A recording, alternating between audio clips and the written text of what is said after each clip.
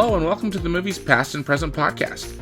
It's October 30th, 2020, and this is episode 56. I'm your host, Stanford Clark, and I'm podcasting from the crossroads of the West in beautiful Salt Lake City, Utah. Just like my blog, moviespastandpresent.com, I'll be providing recommendations, commentary, and reviews about current and classic cinema. Thanks for tuning in, and let's do this thing.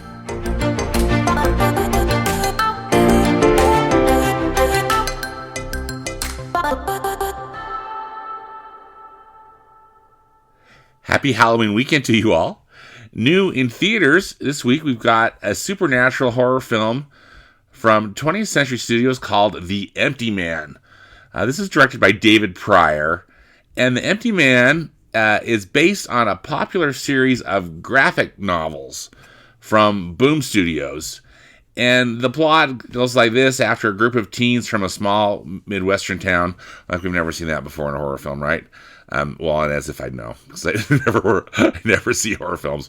As this group of teens begin to mysteriously disappear, the locals believe it is the work of an urban legend known as the Empty Man. A retired cop investigates and struggles to make sense of the stories, and he discovers a secretive group in their attempts to summon a horrific mystical entity. Soon his life and the lives of those close to him are in grave danger. The Empty Man sounds pretty empty to me, but still, if you're looking for some Halloween fare, that might be something to consider. Also in theaters is a re-release of the CGI action movie ALITA Battle Angel. This movie was released in 2019, and it was not a huge box office hit, as I recall, but it's got a really serious cult following. And so the studio decided to put it back out in theaters. And it's directed by Robert Rodriguez. Also of note is that the film was written and produced by James Cameron. And so this movie is a really interesting hybrid. I saw it in theaters when it came out in 2019. It seems like it was about 10 years ago, but just last year. This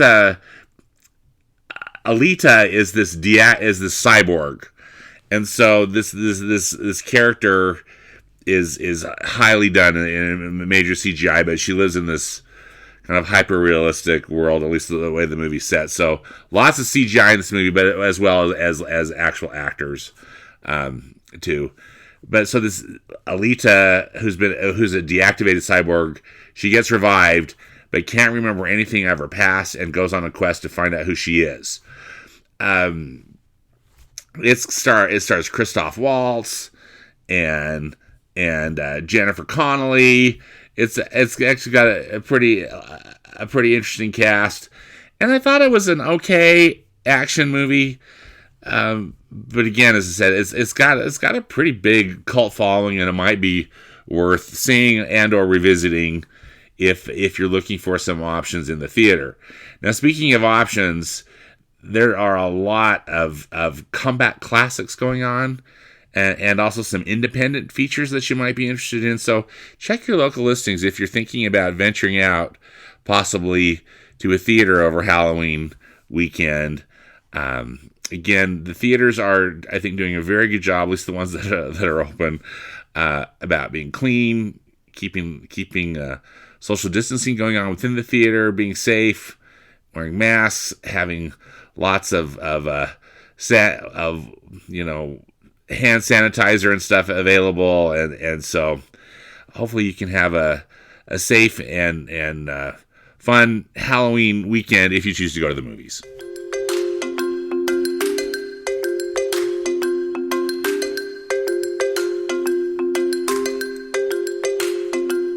On the podcast here, I'm going to try to step up my streaming game, given that there's not, I think it's not going to be well until 2021 when we start seeing more mainstream Hollywood movies getting released in theaters. So we got a lot. There's lots going on in the streaming world, and so here's what I've got for this week on Amazon Prime. So, if you're a member of the Amazon Prime service from Amazon.com, that also makes you eligible for their Amazon Prime streaming service. And they've got a lot of movies and TV shows and whatnot. They're also getting into the feature film game. So they've got a new release here, which actually is a sequel. This is a sequel to the 2006 film Borat, and Borat is as you may remember is a character from the British comedian Sacha Baron Cohen, and it's this Borat is this television journalist from Kazakhstan, and it's really kind of a mockumentary if you never saw the original Borat, but it's also definitely R-rated, going for kind of shock and awe, but in the intention, with the intention of being funny. This sequel, this title, the short title is Borat's subsequent movie film, which is kind of funny and plays on Borat's broken English. The full title, as you might have seen, is Borat subsequent movie film, delivery of prodigious bribe to American regime for make benefit once glorious nation of Kazakhstan. It's directed this time by Jason Woliner, and basically Sacha Baron Cohen is using Borat. He did this in 2006, and he's doing it again today. It's really kind of an edgy way of exposing American culture and all of its good stuff and bad stuff. I guess we'll put it that way. And of course with an emphasis on some of the bad stuff. But Borat subsequent movie film is rated R for pervasive, strong, crude, and sexual content, graphic nudity, and language. And I haven't seen it, but I'm expecting that's that rating is probably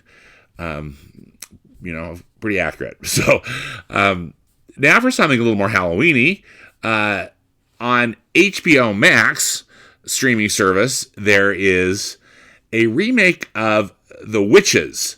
Now, The Witches, as you may recall, is a children's book by the beloved author Roald Dahl. Also, this book though was made into a film in 1990, also entitled The Witches, that starred Angelica Houston. This remake is done by Robert Zemeckis. It's distributed by Warner Brothers. But again, playing on Warner Brothers' HBO Max streaming service. I think this film was actually supposed to come out in theaters this year, but, COVID. But this story is about a recently orphaned boy who's taken to a seaside hotel in England by his grandmother. Also staying at this hotel is a group of witches who have gathered to prepare a plot to rid England of all children. So again, in classic Roald Dahl style, it's a bit dark. This film was rated PG by the Motion Picture Association for scary images and moments, language, and thematic elements. I currently don't have HBO Max, and so I haven't seen this film. It looks pretty, CGI heavy. For better or for worse. Again, given the fanciful nature of its plot, CGI is a way to go. Anne Hathaway plays the main witch, and it looks like she's having a lot of fun in the role. So it might, if you've got HBO Max, it might be something worth checking out. Again, it's The Witches. So finally, in this now streaming segment, there is a remake of the film Rebecca. Now, Rebecca was a 1938 novel written by English author Daphne du Maurier, And Alfred Hitchcock famously made a film version of it in 1940, which starred Laurence Olivier and Joan Fontaine, and ended up winning the Academy Award for Best Picture that year. And it's a great film. If you've never had a chance to see Hitchcock's Rebecca, it's great. Netflix decided to remake this film, and it's directed by Ben Wheatley, and it stars Armie Hammer and Lily James. And so, this movie is about a young newlywed woman. So in this remake, it's Lily James, who arrives at her new husband's imposing family estate, which is on the English coast. And this husband had a previous wife named Rebecca, who has since died, but her legacy lives on in the house. So, again, the Hitchcock movie is great. I haven't seen this one on Netflix, so I'm hoping to check it out. What I'm probably going to do is I probably will do a double feature and watch the Hitchcock version and then watch this remake on Netflix. And chances are excellent I'll probably talk about it on a future podcast. So that's Rebecca on Netflix.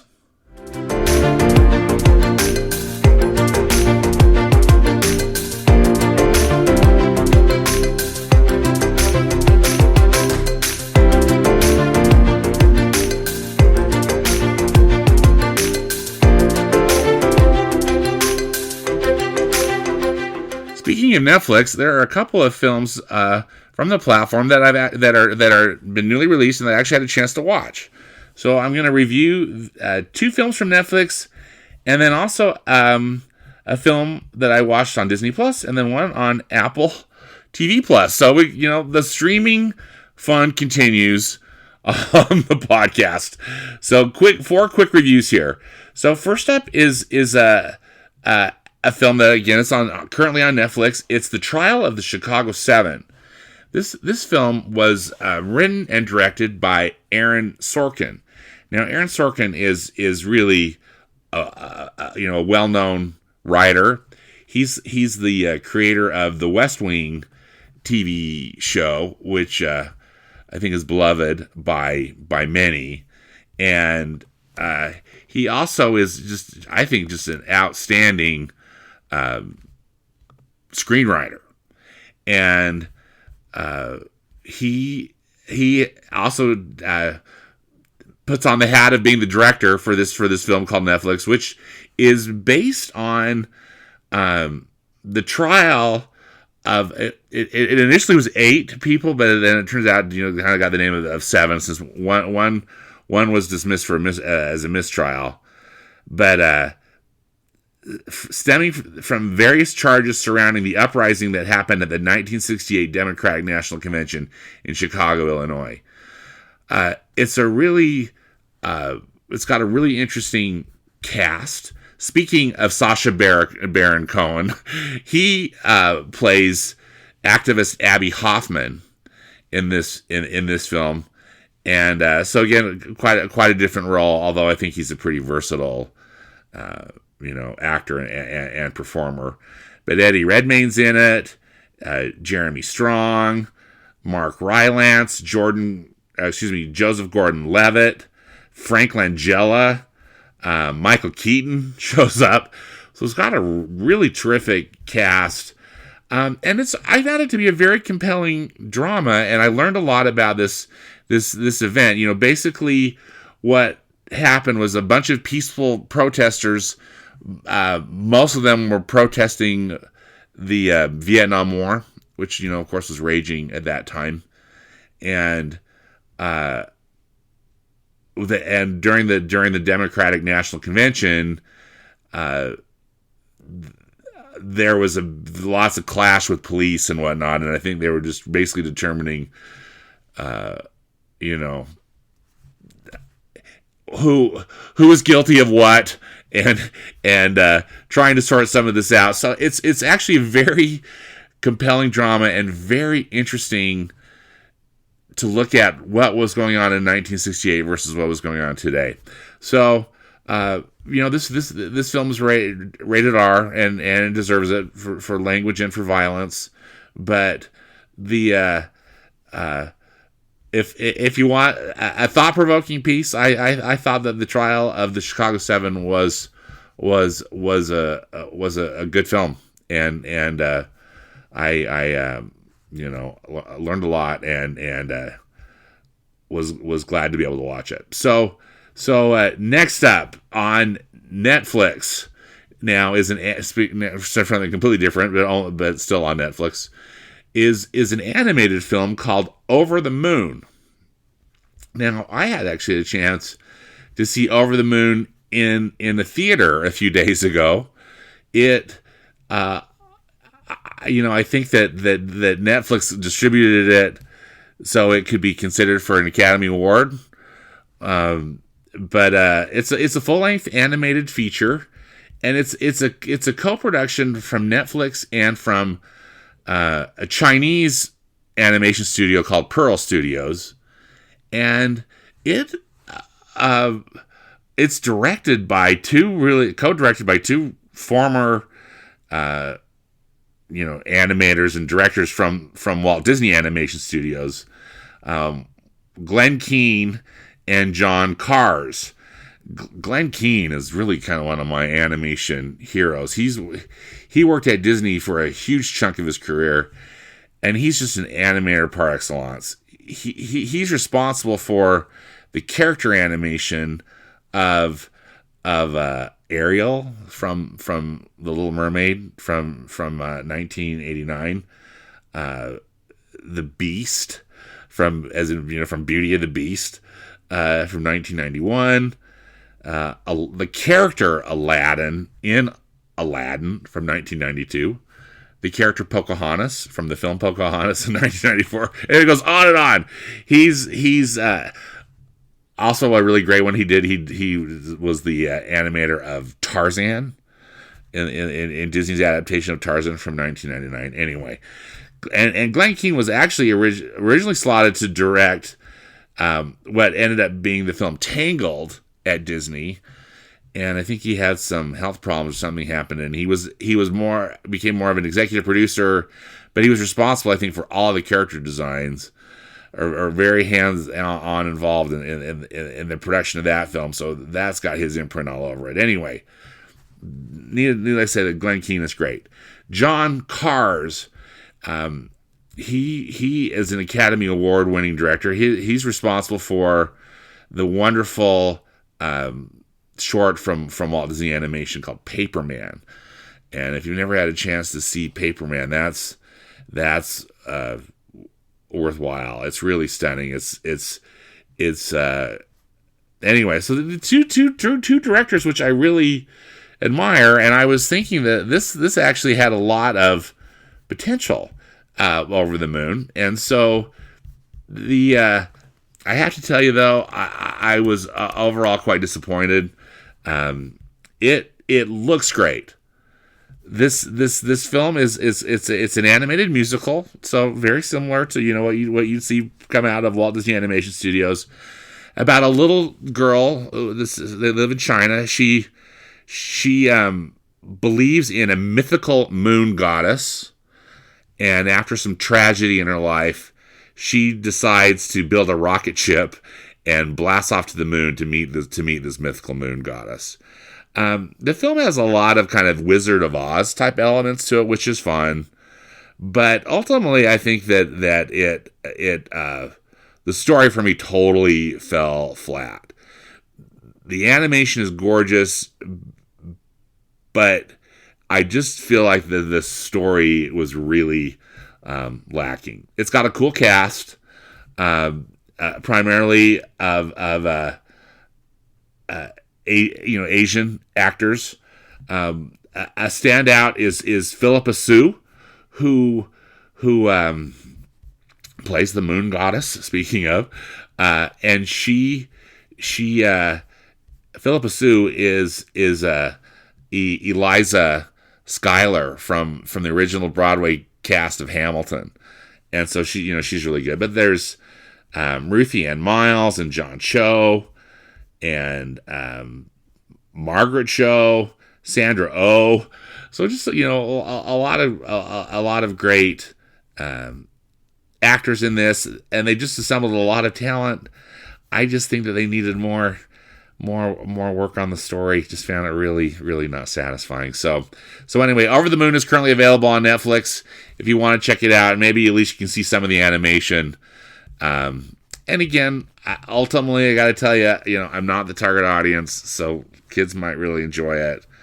And also, I thought that just in a way, it was such a blatant copy of the Disney formula, at least initially, that honestly, that kind of seemed a little derivative. But again, not the target audience. So Over the Moon on Netflix. Now, speaking of Disney, let's jump to a film I watched on Disney Plus called Clouds. Clouds is a teen drama, and it's based on a true story. There was a young man named Zach Sobiech who sadly died of cancer, but he and one of his best friends decided to record an album, and they put videos out on YouTube, and it really turned into a viral sensation. So particularly with the song that was called Clouds. So this movie is directed by Justin Baldoni, and it I have to tell you, I thought Clouds was really quite good. I'm not the target audience, but it had a good cast and a good script, and also, it's heartbreaking. How pleasant is it to watch a film about a teenager dying of cancer? It's heavy and it's hard, but I thought kudos to director Justin Baldoni and to a really good cast that was able to pull this off and make it, tragic but also uplifting. So in the lead role as Zach is Finn Argus. I think that the main a huge shout out needs to go to Neve Campbell, who plays Zach's mother, Laura. She's really the heart of the film. And also, again, being the mother who's having to do, again, to quote Hamilton, the unimaginable. But she's really good. Also, Tom Everett Scott plays the dad, Rob. Tom Everett Scott, as you may recall, was in a great movie many years ago called That Thing You Do.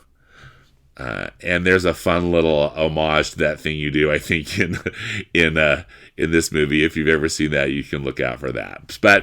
But I'd recommend watching Clouds again if you can stand kind of a teen tragic drama. But I thought it was a well-made film. And last up is a film that was on Apple TV Plus streaming service. So all these streaming services, how can we even keep track, right? So I guess I gotta tell you, I got a new iPhone last year, and when I did, Apple signed me up for a free year of Apple TV Plus, which is their streaming service, and they have quite a bit of original content that they're starting to put out there. And one of them now is this feature film called On the Rocks. And On the Rocks is written and directed by Sofia Coppola. She's the daughter of Francis Ford Coppola, so she's got a great family heritage in filmmaking. But this film stars Rashida Jones and Bill Murray, and it's about a daughter, Rashida Jones, who turns to her father when she thinks her husband is cheating on her. Now, her father cheated on his wife, on the Rashida Jones character's mother. And so they're working through a lot of different things in that regard, as well as just a relationship as adults.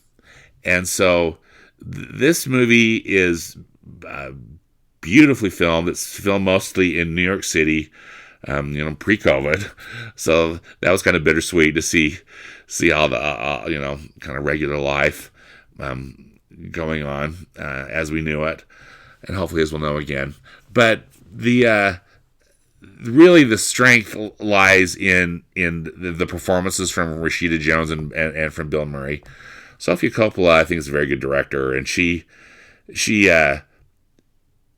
really I think gave them great words to say, and they deliver really solid performances. Bill Murray is one of my favorites, and he plays an interesting character because you love him because he's Bill Murray, but this is a complicated man, one who's got a past, he's not necessarily proud of, but it happened. Who wants a relationship with his daughter? He wants to help her, but his daughter's got issues with her dad too. Understandably so. It's rated R for some language and some sexual references, but On the Rocks. And truth be told, it's the first film, even though I've had this membership for a while that Apple gave me for their Apple TV Plus service. It's the first film I've watched on it, but maybe not the last, because if it can be up to this level of quality, I'd be all for it. So anyway, I thought On the Rocks was solid and recommended.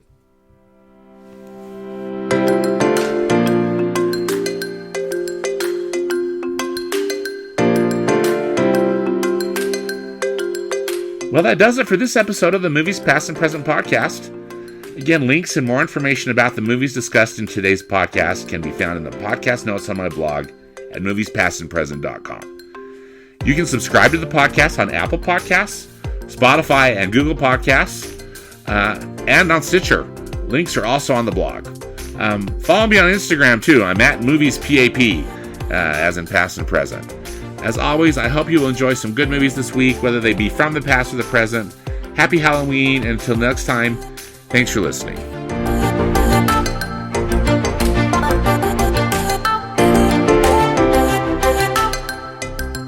Bye.